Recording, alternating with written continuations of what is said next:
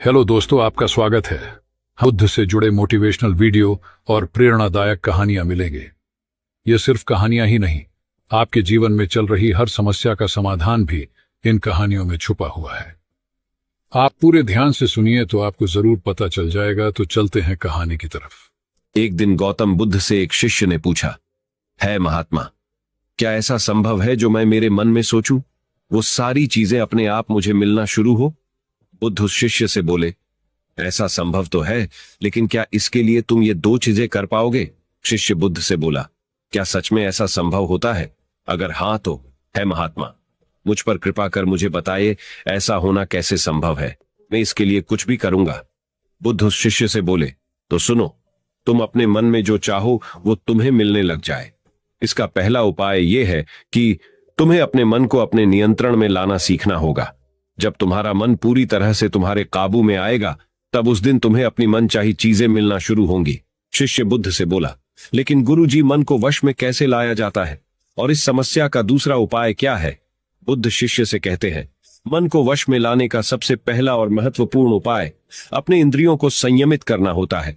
तुम्हारे पांचों इंद्रियां जब तुम्हारे वश में होंगी, तभी तुम अपने मन को वश में करने में कामयाब हो पाओगे। शिष्य कहता है गुरुदेव, आप कहते हो कि इंद्रियों को काबू में करने से हमारा मन हमारे काबू में आएगा और फिर जो मैं मेरे मन में सोचूं वो चीज मुझे मिलने लगेगी। लेकिन गुरुदेव, इंद्रियां तो मेरे काबू में है। मैं जैसे चाहूं वैसे अपने हाथों को, आंखों को या फिर पैरों को हिला सकता हूं। फिर मुझे जो चाहे वो चीजें क्यों नहीं मिल पाती? बुद्ध शिष्य से कहते हैं, बालक, तुम अपने पांचों इंद्रियों की क्रिया के बारे में अपने मन में विचार कर रहे हो, लेकिन अपने पांचों इंद्रियों को अपने काबू में रखने का असली अर्थ यह है कि तुम्हें किसी भी भौतिक चीज का मोह न रहना। जब मनुष्य के मन के अंदर अलग अलग प्रकार के मोह उत्पादित होते हैं, तब उसका मन उन चीजों को देख दुखी होता है, जिस वजह से वो व्यर्थ की चिंता में फंसता चला जाता है। वही जिस इंसान का मन अपने काबू में होता है, ऐसा व्यक्ति किसी भी प्रकार के मन के छलावे में न फंसकर अपने लक्ष्य की ओर अग्रसर होता है, और वही व्यक्ति जीवन में आगे जाकर अपने लक्ष्य को पूरा कर जीवन में सफल बन पाता है। शिष्य कहता है महात्मा, मन को वश में करने का सही उपाय क्या है? किस प्रकार मैं अपने मन को अपने वश में ला सकूंगा? और गुरुदेव, दूसरा उपाय क्या है जिससे मैं अपनी मनचाही चीजों को पा सकता हूं? बुद्ध शिष्य से कहते हैं, तुम्हें अगर अपने मन को वश में करने का उपाय पता करना है तो तुम सामने दिख रहे पेड़ के नीचे 1 महीना हर दिन 2 घंटों के लिए मौन रहकर ध्यान करना। जैसे ही तुम्हारे इन 30 दिनों का सफर खत्म होगा, वैसे ही तुम्हें अपने मन को काबू में करने का उपाय मिल जाएगा। जिस दिन तुम्हें अपने मन को काबू में करने का उपाय पूरी तरह झांत हो गया, उसी दिन से तुम अपने मन में जिस भी चीज का विचार करोगे, वही चीज तुम्हें प्राप्त होना शुरू होगी। अगर तब तुम पैसे के बारे में या फिर संसार में मौजूदा किसी भी चीज के बारे में अपने मन में विचार करते हो, तो वो विचार तुम्हें अपनी मनचाही चीज को प्राप्त करने में तुम्हारी मदद करेगा। पर इसके लिए तुम्हें अपने मन को वश में कर पाना अत्यंत जरूरी है। जब तुम अपने मन को वश में कर लोगे, तभी मैं तुम्हें दूसरे उपाय के बारे में बताऊंगा। शिष्य बुद्ध को प्रणाम कर कहता है, ये तो काफी आसान कार्य है। 1 महीना ही क्या, मैं 1 साल तक 2 घंटे उस पेड़ के नीचे बैठ सकता हूं। आप मुझे आज्ञा दे, कल से ही मैं ध्यान में बैठने के लिए तैयार हूं। बुद्ध शिष्य से बोले, ठीक है, तुम पहले 30 दिन उस पेड़ के नीचे मौन रहकर ध्यान करके दिखा दो, फिर हम आगे बात करेंगे। उस शिष्य को लगता है, गुरुदेव ने तो मुझे बहुत ही आसान कार्य सौंपा है, इसे मैं आसानता पूर्वक कर सकता हूं। इसमें कौन सी बड़ी बात है? 1 महीना पेड़ के नीचे ध्यान ही तो लगाना है, इसे मैं आसानी से कर सकता हूं। शिष्य दूसरे दिन गौतम बुद्ध को प्रणाम कर उस पेड़ के नीचे मौन रूप से बैठ गया। 3-4 दिन तक ऐसे ही चलता रहा। शिष्य हर दिन बुद्ध के पास जाता, उनको प्रणाम करता और उस पेड़ के नीचे जाकर मौन रूप से ध्यान करना प्रारंभ करता।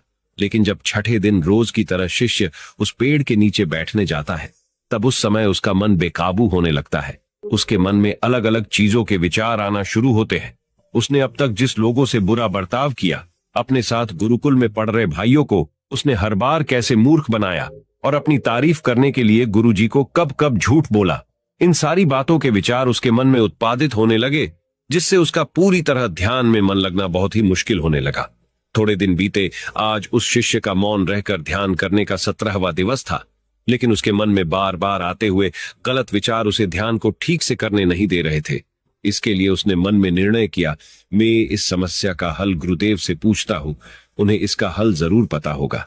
18वें दिन शिष्य के मुंह पर आ रहे भाव देखकर बुद्ध पहले ही समझ चुके थे कि आज ये सिर्फ प्रणाम करने नहीं, अपितु किसी समस्या का हल पूछने आया है। शिष्य बुद्ध के पास जाता है और कहता है महात्मा, आपके बताए अनुसार मैं हर रोज 17 दिनों से उस पेड़ के नीचे ध्यान लगाने बैठ जाता हूं। शुरुआती दिनों में मैं जब ध्यान लगाने बैठता था तब मेरा मन पूरी तरह लगता था, लेकिन अब उस पेड़ के नीचे जब मैं अपना ध्यान लगाने बैठ जाता हूं तब मेरा ध्यान अच्छे से नहीं लग पाता। मेरे मन में अलग अलग प्रकार के विचार आते हैं। जो विचार मुझे आते हैं उनके बारे में सोचकर मुझे अपनी सोच के ऊपर गुस्सा आने लगता है। मैंने अपने गुरु भाइयों के साथ कितना गलत किया, कितनी ही बार मैंने आपसे प्रशंसा के खातिर झूठ बोला। इन सभी गलतर विचार मुझे अंदर से ही मैं अब तक कितना गलत था इस बात को उजागर करते हैं, जिस वजह से मेरा ध्यान पर मन लगना। तो दूर में ध्यान करते समय इन्हीं विचारों से झुंझता रहता हूं। है महात्मा, मुझ पर कृपा करें और मुझे इन गलत विचारों को अपने मन से पूरी तरह खत्म करने में सहायता कीजिए। बुद्ध शिष्य से कहते हैं, तुम्हें जब मैंने पहले दिन मौन रहकर पेड़ के नीचे बैठने के लिए कहा था तब तुम्हारे मन में किसी भी प्रकार के विचार नहीं आ रहे थे, लेकिन अब 18 दिन बीतने के बाद तुम्हारे मन में अपनी गलतियों के विचार उत्पादित हो चुके, जिसका कारण एक ही है।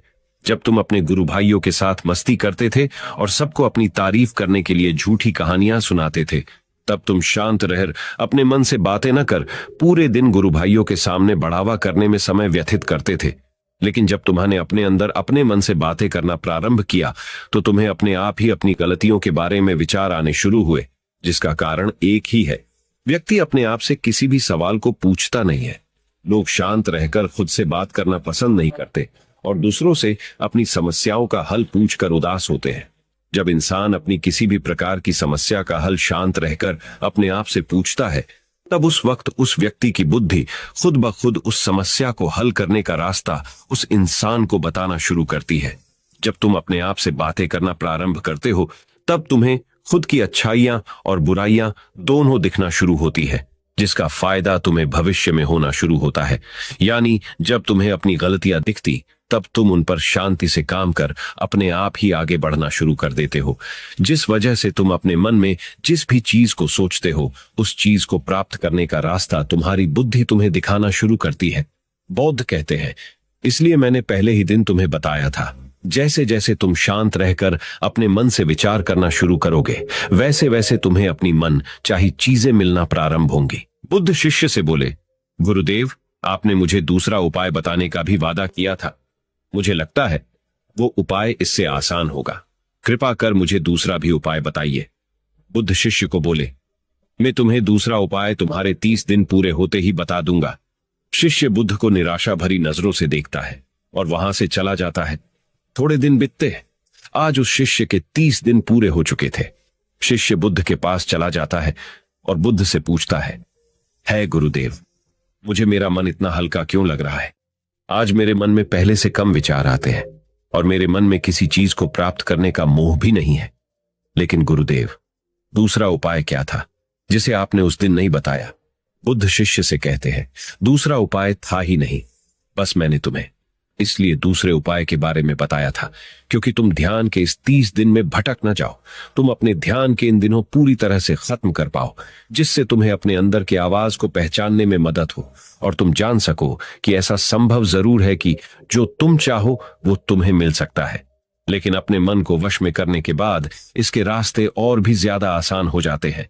इसलिए इंसान का मन अगर उसके वश में हो तो वो अपनी मन चाही चीज को प्राप्त करने में समर्थ रहता है।